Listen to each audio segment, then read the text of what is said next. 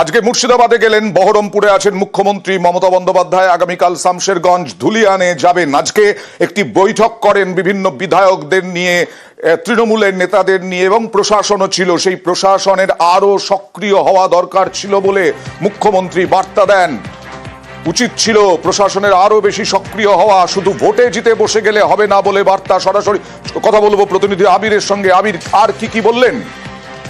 দেখো, যেখানে ঘটনাটি ঘটেছিল সেই এলাকার মধ্যে একাধিক জনপ্রতিনিধি সেখানে থাকেন, ফলে তাদের সামনে এলাকাতে এই ধরনের কি করে ঘটনা ঘটতো তা নিয়ে অনেক প্রশ্ন ইতিমধ্যে উঠতে শুরু করেছে। সূত্রের খবর, আজকে বৈঠকের ক্ষেত্রে তিনি যারা জনপ্রতিনিধিরা ছিলেন তাদেরকে মনে করিয়ে দিয়েছেন শুধু নির্বাচনে জিতে সকলে বসে থাকলে চলবে না, আরো বেশি করে জনসংযোগ বৃদ্ধি করতে হবে। প্রত্যেকে নিজের এলাকায় কোথায় কি হচ্ছে সে সম্পর্কে যেন বিস্তারিত তথ্য খবর তাদের কাছে যেন থাকে, এবং সব মানুষের সঙ্গে তারা যেন মেলামেশা যেটা যেন আর বেশি করে যেন বজায় রাখে। দ্বিতীয়ত হচ্ছে, তুমি জানো যে ইতিমধ্যে যারা থানার যারা আধিকারিকরা রয়েছেন তাদের বিরুদ্ধে ব্যবস্থা গ্রহণ করা হয়েছে, পুলিশ সুপার পর্যন্ত বদল করা হয়েছে। এবং এক অংশের বড় বক্তব্য ছিল যে সেদিনকে যখন ঘটনাটি ঘটেছে সেই সময়ের ক্ষেত্রে পুলিশের যে ধরনের উদ্যোগী ভূমিকা হওয়া দরকার ছিল সেটা করতে পারা যায়নি। সূত্রের খবর, আজকে বৈঠকের ক্ষেত্রে প্রশাসন আরো সক্রিয়তা সেখানে কাজ করুক, বিস্তারিত তথ্য সেখান থেকে সংগ্রহ করুক, মানুষজন কি চাইছে, কিভাবে চলছেন, প্রশাসনিক কাজ কিভাবে চলছে সেই সংক্রান্ত বিষয়ে যাবতীয় তথ্য রাখতে হবে। এই সংক্রান্ত বার্তাও দিনের বৈঠক থেকে তিনি দিয়েছেন বলে আমরা সূত্র মারফত জানতে পেরেছি। বেশ।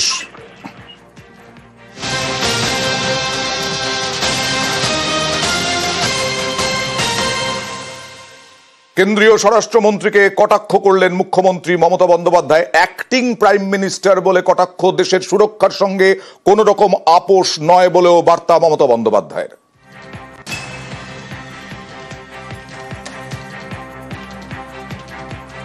Who are the hopping, popping dragons, and who are the heavy loaded virus who are creating always communal tensions, selling the country instead of doing the communal violence. Please take care about the border. Please take care about India. Please save India from any disaster. Please give justice to the people who have lost their dear ones. Don't play dirty politics or nasty politics. I am the last person to tolerate. I have seen 10-12 Prime Minister. I worked with them. I'm not talking about Prime Minister, but who is now acting Prime Minister. Take care for border. When you are in the chair, you cannot divide the people. আর ইতিমধ্যেই মুর্শিদাবাদে গিয়ে তিনি জনসংযোগ শুরু করেছেন মুখ্যমন্ত্রী মমতা বন্দ্যোপাধ্যায়। মৃৎশিল্পীদের বাড়িতে গিয়েছিলেন মুখ্যমন্ত্রী মমতা বন্দ্যোপাধ্যায়। তাদের সমস্যার কথা শোনেন। তাদের জনসংযোগে মুখ্যমন্ত্রী মমতা বন্দ্যোপাধ্যায় তাদের যে কাজকর্ম, সেই তাদের যে সৃষ্টি, সেই সৃষ্টিগুলো, শিল্পকলা, সেগুলো খতিয়ে খতিয়ে দেখেন। পাথরের মতো তুলেছো, কিন্তু তোমাকে এই কালারগুলো না একটুখানি ব্রাইট করতে হবে। ব্রাইট কালার করতে হবে। এই যে হাতে কালারটা দিয়েছো একটু ভালো হয়েছে, এরকম এটা একটু ব্রাইট কালার করতে হবে। মাথার এটা খুব ভালো হয়েছে। হয়তো শিবের পুজো নিয়ে কথা ছিল আজকে এখানে।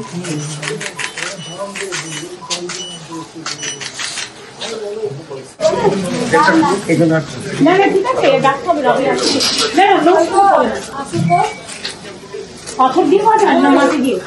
মাটি দিয়ে এইগুলো কি মাটি না পাথর?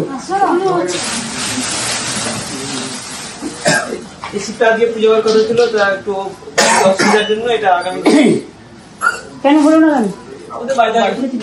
তুমি তো পাথরের মতো তুলেছো, কিন্তু তোমাকে এই কালারগুলো না একটুখানি ব্রাইট করতে হবে। ব্রাইট কালার করতে হবে। এই যে হাতে কালারটা দিয়েছো একটু ভালো হয়েছে, এরকম এটা একটু ব্রাইট কালার করতে হবে। মাথার এটা খুব ভালো হয়েছে।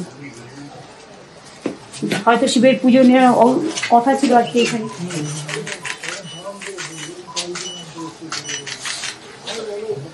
ইতিমধ্যেই পাকিস্তানি নাগরিকদের এদেশ ছাড়ার নির্দেশিকা, এবং তারপরে এবার বিজেপি খোঁজো, ধরো, ফেরত পাঠাও পাকিস্তানিদের। এই নিয়ে জেলায়, শহরে, কলকাতা শহরেও বিজেপি মিছিল করছে। বিজেপি ডিএম অফিস অভিযান করছে। আলিপুরদুয়ার থেকে আলিপুর পাকিস্তানের বিরুদ্ধে পাকিস্তানিদের খুঁজে ফেরত পাঠানোর দাবি। জেলায় জেলায় ডিএম অফিসে অভিযান।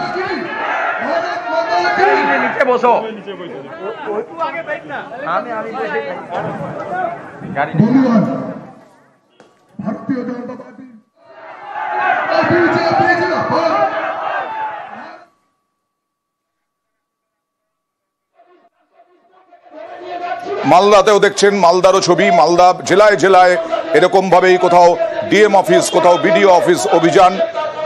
আলিপুরদুয়ার থেকে আলিপুর।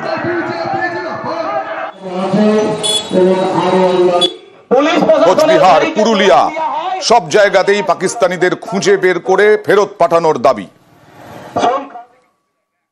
কৃষ্ণনগরের একটা ছবি দেখাবো। সাফাই কর্মীরা কাজ করছেন না, ঝাঁটা হাতে তুলে নিলেন কাউন্সিলর। কৃষ্ণনগরে জঞ্জালে একেবারে দুর্গন্ধ পুঁতিময় জঞ্জাল যন্ত্রণা মোকাবিলায় ঝাঁটা তুলে নিলেন সাফাই কর্মীদের ধর্মঘটে কৃষ্ণনগরে জঞ্জাল যন্ত্রণা। অভিযোগ পেয়ে নিজেই সাফাই অভিযানে কাউন্সিলর। কৃষ্ণনগর 20 নম্বর ওয়ার্ডের ঘটনা দেখুন।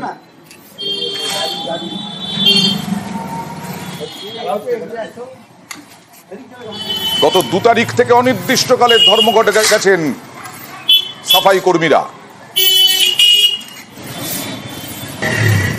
পৌরসভার যে অচল অবস্থা চলছে এবং আমাদের যে সাফাই কর্মী ভাই বোনরা আছে তারা ধর্মঘট রেখেছে অনির্দিষ্টকালের জন্য। এই দীর্ঘ 5 দিন যাবৎ নোংরা আবর্জনা স্তূপকৃত হয়ে পড়ে রয়েছে রাস্তায়, মানুষজন যেতে পারছে না, দুর্গন্ধ। আমরা চেষ্টা করছি, আমি আর আমার স্বামী মিলে, যে যতটা পরিষেবা দেওয়া যায়, যতটা রাস্তাঘাট পরিষ্কার করা যায়। ওনাদের নির্দিষ্ট কিছু দাবি দাবা আছে এবং চেয়ারম্যানের সঙ্গে ওনাদের এই দাবি দাবা নিয়ে মতবিরোধ চলছে, এই জন্য ওরা অনির্দিষ্টকালের জন্য বন্ধ রেখেছে। এবার দেখা যাক, যদি তাদের মধ্যে মতের ঠিক হয়ে মিল হয়ে যায় তাহলে তখন যদি তারা কাজে নামে। আর কি নৃশংস মা বাবা দেখুন, এই যে সেই মা বাবা কন্যা সন্তান হওয়ায় কন্যা সন্তানকে কুয়োর মধ্যে ফেলে খুন করার চেষ্টা। নদিয়ার ধুবুলিয়ার বেলপুকুর কলোনিতে সদ্যজাতর বাবাকে আটক করে জিজ্ঞাসাবাদ। 2 ছেলে 2 মেয়ের পর ফের কন্যা সন্তান হওয়ায় খুনের চেষ্টার অভিযোগ। এই নৃশংস মা বাবা, সদ্যজাত এখনো বেঁচে আছে, সে ভর্তি হাসপাতালে।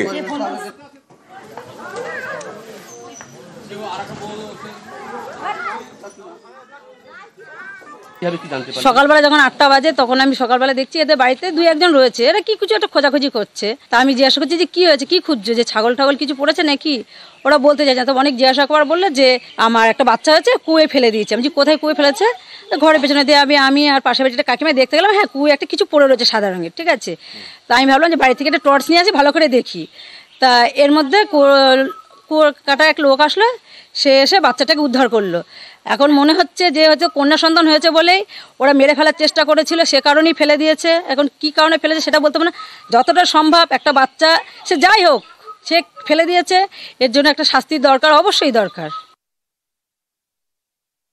কন্যা সন্তান হওয়ার পরে ও কি করে, সেই কুয়োর মধ্যে ফেলে দেয়। তখন আমি কি করি, ও বলল যে এটা তুলতে হবে না, হ্যাঁ, দিয়ে তখন আমি কি করি, আমি বললাম না তুমি তো এটা খুব অন্যায় করেছো। তখন আমি লোকজনকে, পাড়ার লোকজনকে ডেকে তারপর ওই বাচ্চাটাকে, কন্যা সন্তান হয়েছিল, ওকে ডেকে তারপরে তোলার ব্যবস্থা করি। তারপর আমি হাসপাতালে নিয়ে যাই। তারপর পুলিশ জানতে পেরে থানার থেকে এসে পুলিশ আমার দেওরকে তারপর ধরে নিয়ে যায়।